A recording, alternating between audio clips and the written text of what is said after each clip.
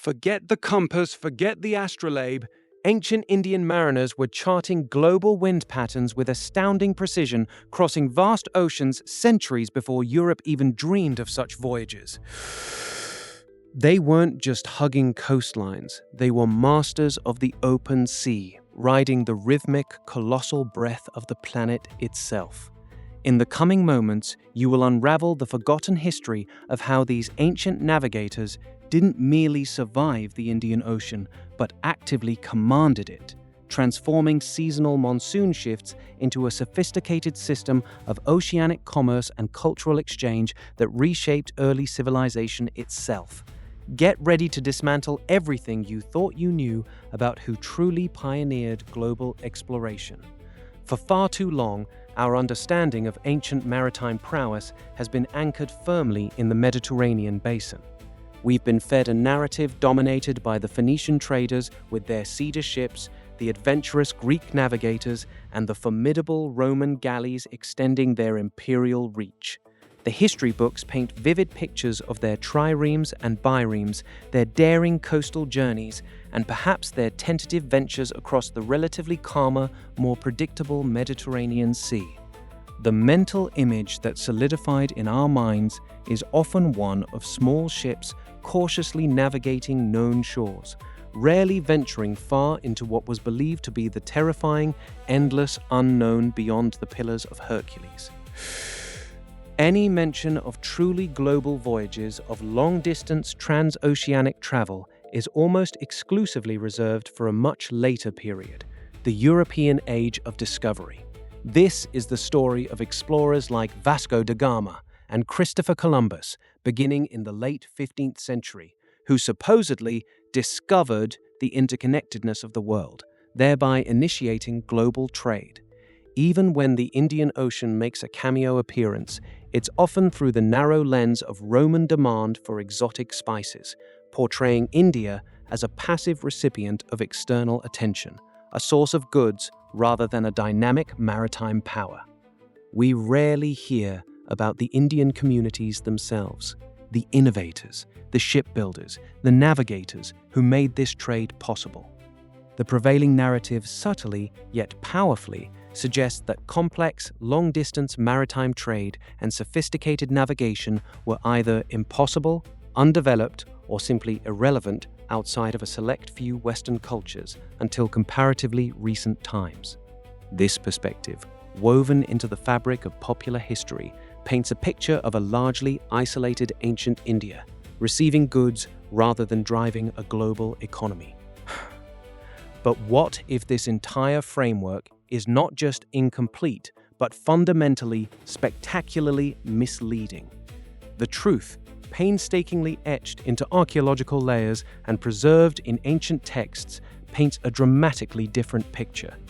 Ancient Indian mariners possessed a profound empirical understanding of the Indian Ocean's dynamic wind system, a knowledge so precise it allowed them to establish regular, predictable trade routes spanning thousands of miles, from the coasts of East Africa across the Arabian Sea to the shores of the Indian subcontinent and further to Southeast Asia, all of it powered by the relentless seasonal pulse of the monsoon winds. This was no mere guesswork, no fortunate drift. This was a sophisticated scientific mastery of meteorology and oceanography, observed and refined over millennia. Imagine the annual rhythm, a magnificent natural clock. From roughly June to September, the powerful southwest monsoon would reliably blow ships eastwards, a powerful, consistent force propelling vessels straight from the Arabian Peninsula and the East African coast towards India.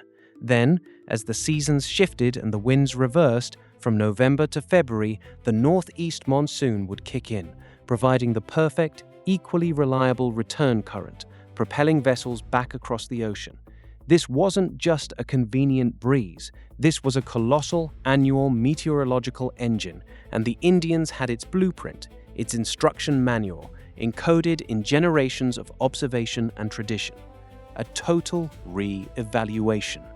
Consider the compelling evidence from the ancient port city of Lothal, located in modern-day Gujarat, India. Excavated meticulously in the mid-20th century, Lothal astonishes historians not just with its size, but with its meticulously planned, engineered dockyard, carbon-dated to as early as 2400 BCE. That's almost 4,500 years ago. This wasn't a mere natural harbor, adapting to the whims of the sea. This was a man-made tidal basin, roughly 71 meters long and 36 meters wide, capable of accommodating multiple ships significantly larger than mere coastal craft. It featured a sophisticated system of sluice gates and channels for regulating water flow, allowing ships to berth regardless of tidal changes. Why build such an elaborate, technically advanced facility unless you anticipated handling substantial, ocean-going vessels arriving regularly from distant lands? Dr. S.R. Rao, the pioneering archaeologist who led the excavations, definitively identified it as a tidal dock, an engineering marvel for its age, a testament to an advanced maritime culture. And Lothal wasn't an isolated anomaly or a fluke. It was one vital node in a vast, interconnected network that precisely utilized the Monsoon system. This network wasn't just hypothetical. It was the robust backbone of an economic superhighway that linked distant civilizations, exchanging goods, technologies, ideas, and cultures on a scale and at a speed we previously attributed only to much, much later eras. Did you ever learn about this in school?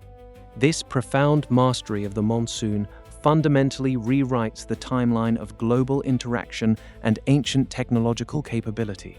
It decisively dismantles the myth of a pre-Columbian world defined by isolated land masses and limited human connection. Instead, it vividly reveals a bustling, interconnected ancient world, with India not at the periphery, but at its vibrant maritime heart. The Periplus Maris Erythrae, a remarkable 1st century CE Greek navigational text, describes in extraordinary detail the thriving trade between Roman Egypt and India, specifically mentioning Indian ships and Indian mariners. It doesn't just refer to the occasional venture. It speaks of regular, well-established voyages made by large vessels, known as Collandia Fonta, sailing directly from India to Egypt. This wasn't a European initiative. It was a deeply established, highly efficient Indian operation that foreign powers like Rome sought to tap into, recognizing its unparalleled efficiency. Take the legendary port of Muziris in what is now Kerala on India's southwest coast. Lost to history and legend for centuries, its dramatic rediscovery in the 21st century through extensive archaeological work, including the Pattanam excavations, is nothing short of revolutionary. Researchers have unearthed astonishing quantities of Roman amphorae, exquisite pottery like terra sigillata, and thousands of Roman gold and silver coins, alongside local artifacts, confirming its status as a major international trading hub from the 1st century BCE through the 5th century CE. But more than just foreign goods, the layout of the port itself, its strategic position relative to monsoon currents, and the types of Indian ceramics and shipbuilding evidence found indicate a maritime expertise deeply rooted in local knowledge, a sophisticated system that predated and continued independent of Roman interaction. What does this mean for our conventional understanding of history?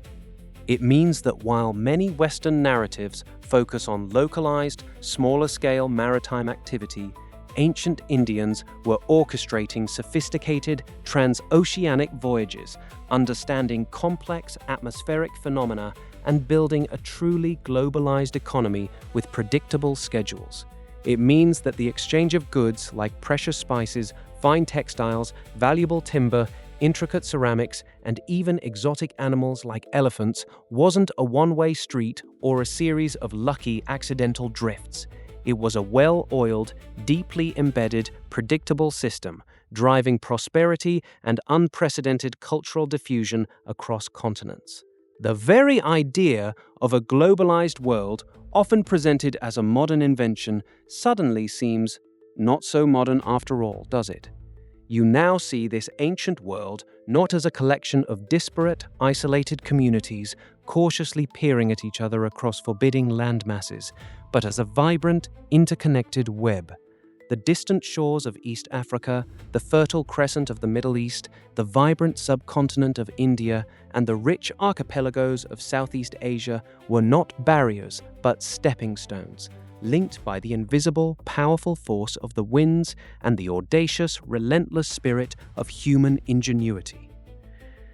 You understand that the vastness of the Indian Ocean, once perceived by many as an insurmountable obstacle, was transformed by ancient Indian mariners into a highway, a predictable path that allowed for the regular flow of goods, vital technologies, profound philosophical ideas, and even genetic material across continents, centuries ahead of traditional timelines.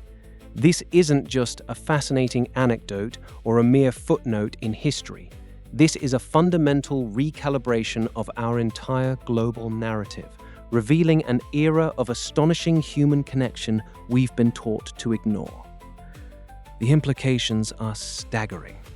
This is history, unvarnished and undeniably real. The true stories of human achievement, those that actually shaped our world, are far more intricate, more widespread, and far more astonishing than you were ever led to believe. And we're only just beginning to uncover the next incredible chapter from the hidden depths of the past.